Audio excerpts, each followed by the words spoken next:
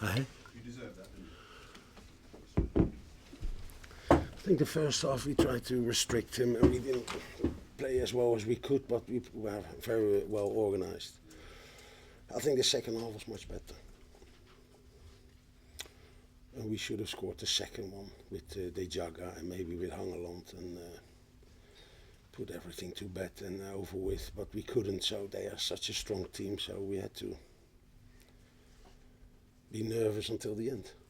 And then Mark Schwarzer made that incredible save, so, but overall I don't think they had a lot of 100% chances, so we did well. You looked very personally pleased at the end. Yeah. Because we needed the 3 points. There's a lot of clubs around us with 33. Maybe after the day even more, 30 points. Wigan is probably the only team with 2 games in hand who could be on 30 points. So there will be 1 or 2 clubs being in that mess, and nobody wants to be in that bottom 3. We've got Reading and of course QPR, but who else will be there? So that is the thing, which is always on your mind. So we needed the points, but I have to say before the game, you hope for a point. And Bob Berbatov promised me, he said you have to trust me, and I thought he was joking, but he said it before the match against Stoke. So he's a wonderful player. So it was good. This club, and they had a lot of great games for this club. Did you have to inspire him for this game as well? No, I think he maybe, yeah, but I'm not sure. The only thing he wants is a day off, if he scores, and then I promise him a day off and he scores. So it's a remarkable boy. You've won every game he's scored in. Is that true? Yeah. Not So lost. so. No, it's good because last year we turned up over here and we lost 2-0 and we had no chance, and so it was good to come back and have a win. Was it not a moment? Isn't there any personal satisfaction for you because of you were here? No, it's only about the 3 points, and it's nice that it is here because White Hart Lane is so difficult to go to and get a result. And they had 4 wins and 1 defeat over the last 5 games. 1 defeat against Liverpool away from home.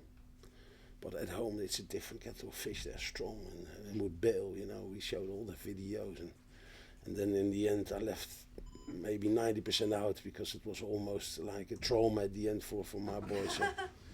So we kept it simple, and I think we kept it simple today with Bale and with Dembele. I think it was probably his quietest game for Bale, so we did well on him.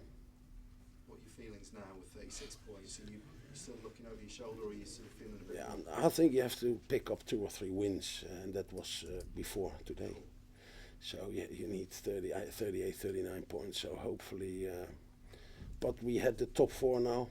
The only ones is Chelsea and Arsenal at home. A few difficult ones away from home. So hopefully we're fine. You owed a lot to your keeper, didn't you?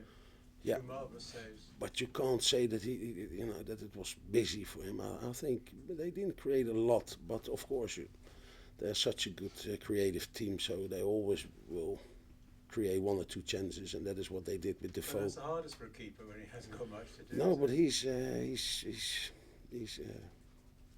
good goalkeeper. Having brought Bale here, did that make you feel more assured that you know how he works? No, we know that he's picking up balls in midfield, and he tries to go over your right foot and then shoots, and all the free kicks, 8 out of 10 are on target and goals, and he can stretch you with his pace. He's good at the end of crosses as well. So when he came to the line, I said to Jeff, the physio, it's better to take him off and treat him because he twisted his ankle, he said. So it was disappointing to see him go on the pitch again. Martin, you said that Berber told you to trust him. Is he easy to trust? No, you could say no, because he's different personality, but he said it twice now against Stoke before the match and today, and I thought, it won't be easy to get a win here, but I won't take it literally anyway, because if I take it too literally, I owe him a lot, and I don't want to owe players, Martin, how important was but he looks, sometimes he looks like this. I know what you mean, he looks everything, yeah. He had to play against Jan Vertongen because Jan Vertongen, I know him, he can go into midfield, and sometimes he forgets and then he comes back to the Vertonghen side, and that is the only thing I was probably worried about, you know, that he stayed on Kolker's side all the time. And but he's a terrific boy if you got a good connection with him. Martin, what about the rest of the players? Berbatov does seem to there are times when he seems to be having a go at his teammates. Is he easy for other players to play? No, for me it's important to try to get a sort of understanding, and they know that he looks like sulking, and sometimes his body language is not great, but I spoke about it years ago, and I spoke about it again, and it's not against his teammates. He's disappointed in himself sometimes, and he shows. But if you know that he can be a winner, you know, he can decide games for you, and he scored 11 goals for us, and he was very important, because I can't imagine a sort of situation that after the departures of my players that he wouldn't be here. Right, you've been quite modest about what is a really good win, you know, but you must give him No, I'm not modest. That is one of the best wins ever. no, Between us. because if you consider that Dembele comes here, Dempsey comes here, you know, you took, as you just said, two of your best players. Tongan you've managed before. They've got quality players and you've outmanoeuvred them. You must be really pleased with that. Yeah, but it's a collective win, you know. First half I wasn't pleased, but the organisation was good. Second half we played much better, and of course the goalkeeper had to make 1 or 2 saves, but their goalkeeper was had to do the same. So of course they were the better team, but that is not important, you know. We've got the points, and we've got 36 points now. We've got 5 wins, 3 draws, and only 2 defeats in a new year, so that is good. Okay, How do you guys, see the battle last for one. How do you see the battle for the top 4 going? Spurs must feel they're going to be squeezed out again. I think if Spurs in a normal situation, they are probably at least top 4. I think they will make it. Why?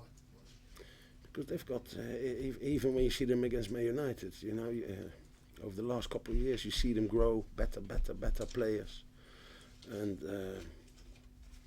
today was a bit different with Okoto on the flank. That was probably because he's a left back, and maybe they lack another left. But it's only 1 or 2 pieces in the puzzle, and then they will be title contenders, 100%. Okay, guys, thank you.